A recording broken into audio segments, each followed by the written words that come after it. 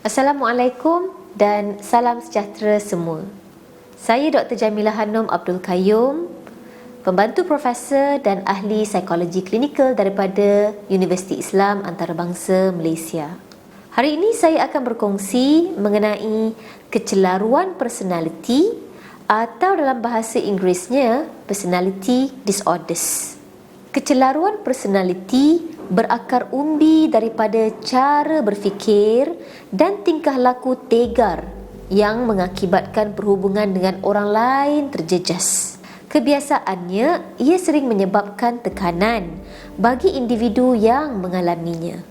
Ramai pakar kesihatan mental mengiktiraf secara rasmi 10 kecelaruan personality yang terbahagi kepada 3 kelompok. Walaupun diketahui terdapat banyak pertindihan antara kategori-kategori ini. Kelompok yang pertama digelar sebagai kluster A. Kecelaruan personality di dalam kluster A ini dicirikan oleh corak pemikiran yang ganjil, terasing daripada norma sosial, rasa tidak percaya yang tinggi atau mempunyai kepercayaan yang luar biasa. Kecelaruan personality di dalam kluster ini termasuk kecelaruan personality paranoid yang melibatkan rasa tidak percaya dan syak wasangka yang melampau terhadap orang lain. Kedua, kecelaruan personality schizoid yang melibatkan keterasingan melampau dan emosi terhad dalam konteks sosial. Dan yang ketiga, kecelaruan personality schizotypal yang menampilkan kesukaran untuk mempunyai perhubungan rapat dan dalam masa yang sama mempunyai pola pemikiran dan tingkah laku yang tidak normal. Kelompok yang kedua digelar sebagai kluster B. Kecelaruan personality di dalam kluster B ini menampilkan keadaan emosi yang tidak stabil dan tingkah laku yang tidak menentu yang boleh melibatkan sikap agresif atau memanipulasi orang lain. Ada 4 kecelaruan personality di dalam kluster B ini. Pertama, kecelaruan personality antisocial yang melibatkan pengabaian terhadap orang lain dan selalunya impulsif dan agresif. Yang kedua, kecelaruan personality pinggiran atau dalam bahasa Inggerisnya borderline personality disorder.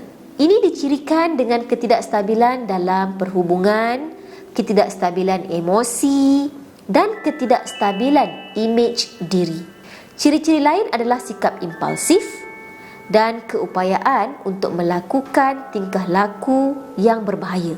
Ketiga, kecelaruan personality histrionik. Ini melibatkan tingkah laku ekspresif yang berlebihan dan cubaan mencari perhatian. Yang terakhir, yang keempat, kecelaruan personality narsisistik. Ini selalunya melibatkan keinginan yang luar biasa kuat untuk dikagumi, imej diri yang menggelembung atau dalam bahasa Inggeris kita panggil self-image inflation atau inflated self-image. Mereka ini kurang rasa empati. Kelompok yang ketiga ialah kluster C. Kluster C melibatkan corak pemikiran yang cemas atau takut apabila berhubung dengan orang lain. Ada 3 jenis kecelaruan personality di dalam kluster C ini.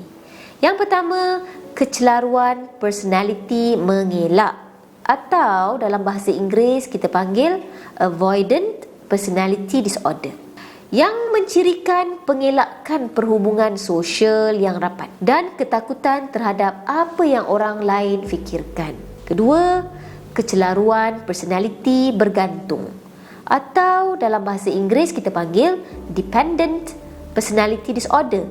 Ini melibatkan kecenderungan untuk menjadi terlalu bergantung kepada orang lain dan rasa takut jika perhubungan terjejas. Dan yang terakhir, yang ketiga, kecelaruan personality obsesif kompulsif. Ini dicirikan dengan tingkah laku yang rigid pada butiran-butiran dan piawaian-piawaian yang tegar yang mereka, iaitu pesakit dan klien sendiri letakkan dan mereka sangat-sangat mempercayainya.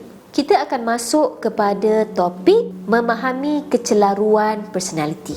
Tanda-tanda kecelaruan personaliti biasanya muncul pada akhir remaja atau awal dewasa. Walaupun kecelaruan personaliti dalam setiap kluster yang saya kongsikan tadi mempunyai simptom dan sifat yang lebih kurang sama, seseorang mungkin tidak mempunyai simptom yang sama seperti orang lain yang mempunyai diagnosis yang sama atau menunjukkan simptom pada tahap yang sama. Orang yang menunjukkan simptom kecelaruan personaliti biasanya tidak menyedari bahawa mereka mempunyai kecelaruan personaliti.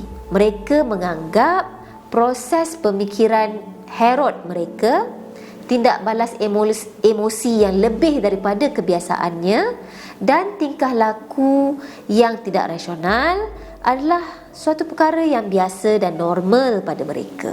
Apakah yang menyebabkan kecelaruan personaliti? Saya yakin ramai yang ingin tahu jawapannya. Risiko untuk mengalami kecelaruan personaliti banyak dipengaruhi oleh genetik. Bagi sesetengah keadaan, kajian mencadangkan pengalaman buruk seperti penderaan di zaman kanak-kanak boleh menyumbang kepada terjadinya kecelaruan personaliti. Walaupun begitu, ada kajian yang menunjukkan kecelaruan personaliti tetap boleh terjadi dan berterusan walaupun tanpa pengalaman yang buruk di zaman kanak-kanak.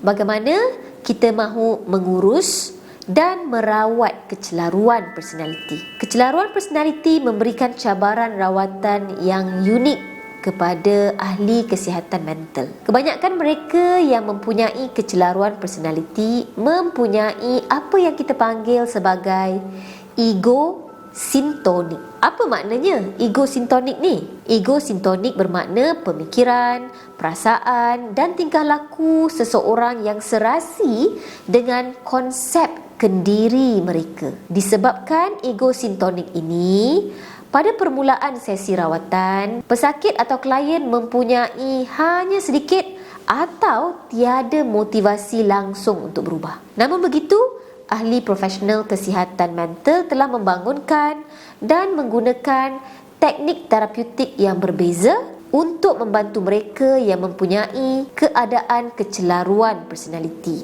agar mereka boleh mempelajari cara berfikir dan tingkah laku yang lebih sesuai dan adaptif. Penyelidikan juga turut menunjukkan bahawa perubahan positif mungkin berlaku untuk ramai pesakit atau klien yang mempunyai kecelaruan personaliti. Saya berdoa agar mereka yang mempunyai kecelaruan personaliti dapat tampil dan mendapatkan rawatan psikologi daripada pakar kesihatan mental. Itu sahaja daripada saya untuk sesi kali ini. Terima kasih.